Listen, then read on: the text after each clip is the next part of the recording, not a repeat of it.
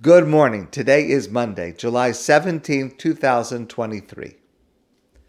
On a recent trip to Israel, not this past trip, but recently, we had the great pleasure to take our grandson on a wonderful visit to Ayalon Institute in Rechovot.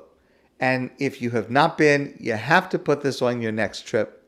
It is an amazing, amazing place. So let me tell you the story about this place. And then I have another story to tell you, which really describes the essence of Israel in the modern time. So the Ayalon Institute was an underground ammunition factory disguised as a kibbutz that ran a laundry service. It was established in 1945, and it was making bullets until 1948. It was secretly created in less than 3 weeks at a time when the underground run by the Haganah desperately needed ammunition to defend themselves and fight for independence. And so there were plans from all over the world to smuggle in arms. And they were able to smuggle in machine guns and things like that, but they had great difficulty obtaining the bullets, the cartridges for these weapons. So the head of the clandestine Israel military industries, Yosef Avidar, came up with a plan to smuggle in the machines for a secret factory to make these ammunition. And they were able to purchase these machines in Poland, but it took several years to be able to smuggle them into Israel without anybody noticing. And the place that they chose, which was this kibbutz, not too far from Tel Aviv, near Rechovot today, it's a place where the kibbutz above ground was a regular kibbutz. It was an established kibbutz. It was very close to a British military installation. There was a train track close by. And there were 45 teenagers and young adults that were responsible for maintaining complete secrecy about what they were doing. Because had the British found out that under their very noses, Israelis were building, manufacturing bullets, they would have killed them. So the kibbutz on top was a regular kibbutz, and its main job was a laundry. In fact, it served as the laundry for the uniforms of the British soldiers at their very nearby military installation. The people that worked in the laundry above ground had no idea what was going on. In fact, the people who worked above ground in the laundry were called giraffes. They were called giraffes because they, like a giraffe, they were unable to see what was down at their feet. Between 1945 and 1948, this group manufactured about 2.25 million bullets, an average of 40,000 a day, right under the noses of the British troops. The washing machine, which was the overt purpose above ground of this kibbutz, was very helpful in covering the noise and smell, because these machines, yes, they were far underground, but they made a lot of noise. And there was smell because there was oil and other things necessary in the manufacturing. And the washing service above ground helped to camouflage that. Now, if you go there, you're going down very steep into a deep place that is very, very enclosed. And the amazing thing is that a place where more than 200 million bullets were filled by hand with gunpowder, there were no serious injuries. Absolutely incredible. To make sure the ammunition was safe, they had to try it. They had to sample it. But they couldn't shoot them above ground because people would see them shooting arms. They couldn't shoot them below ground because it would make a large noise. So they came up with a plan. I told you that there was a train track that went right by.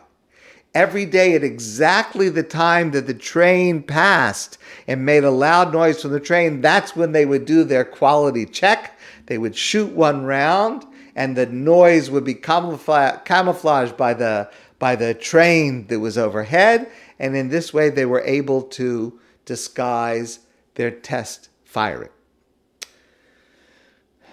No air conditioning. It's hot. And the fact that these workers were working underground means that they had very pale skin. And their appearance put them at risk because they did not look like everybody else in the southern part of Israel who were very darkly tanned. So they arranged special food with additional amounts of vitamin D, plus a UV sun lamp was installed downstairs, and every day, every one of the workers had to take a break and go under the sun lamp so that when they would come up, their appearance would not be so different.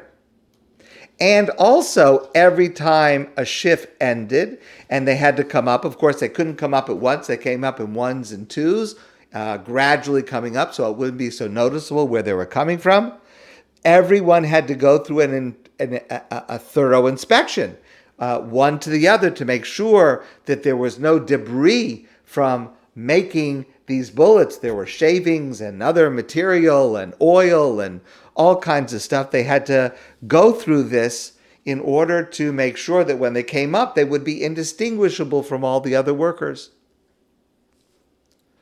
These bullets were distributed by the Haganah, and they provided the munition for the Palmach fighters that played a major role in the establishment of Israel. And you go to visit there, and you see, I only shared a little bit of the details, but you can take a tour, the amazing ways they were able to hide this, they were able to get this done in a safe manner, and played a major role in the success of the war for independence. Okay, so it's an incredible place. Maybe you've been there. I've had the privilege to be there a few times. It's an amazing place. But now I want to tell you a story. So not on this trip, but on our last trip, I told you we took our grandson. We went down, we saw it, we came back up. Great trip. At the end of the trip, the guide tells us a story. She tells us that in 1994, a woman visited, and when she came down the stairs and saw the machinery of the factory, she fainted. And no one knew why. They rushed her to the hospital. Eventually she was okay. But weeks later, they got a letter from her. Her name was Penina. And she told them her story. In World War II, Penina was a young girl. And a Jewish young girl in Europe.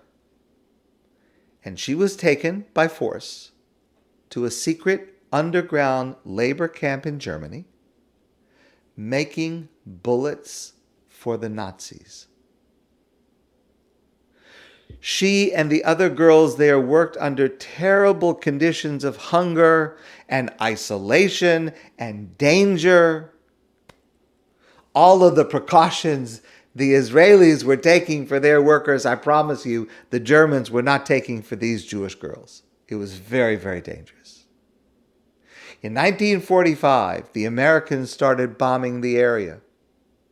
And the guards knew that a hit on the arms factory would create an explosion. Everyone would be killed. So, the German soldiers ran away. But before they ran away, they locked 200 Jewish girls in the factory so that they could not escape. And they would be certainly killed. And the last thing the Germans said to the girls before they locked them in this factory and left them is, I want you to know, 200 girls locked in this factory, you are the last Jews on earth. No other Jews have survived. And there is no one coming to save you. Well, the Americans did not bomb the factory, and they saved the girls, and Penina survived and settled in Israel. In 1994, Penina visited the Ayalon Institute. She saw the underground factory, and she realized for the first time that the same time that she was secretly making bullets for the Nazis, certainly being used to kill Jews, these heroic young people about her age were secretly making bullets here in Israel to protect Jews and to help create the state of Israel. They were doing virtually the same work with the same conditions as she was doing in Germany, but with a very, very different context. And she finally fully realized that when she was locked in that factory with 200 other girls, they were not alone. There were Jews at that moment in Israel, helping create the state that would welcome her and others in as a survivor. When she saw the underground factory, she fainted at the emotion of seeing the familiar machinery used not against her, but for her.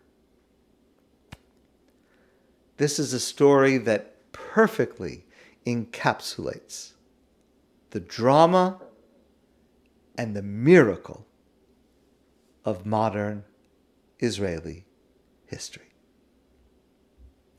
My friends, I wish you a great day, and I look forward to seeing you soon in person.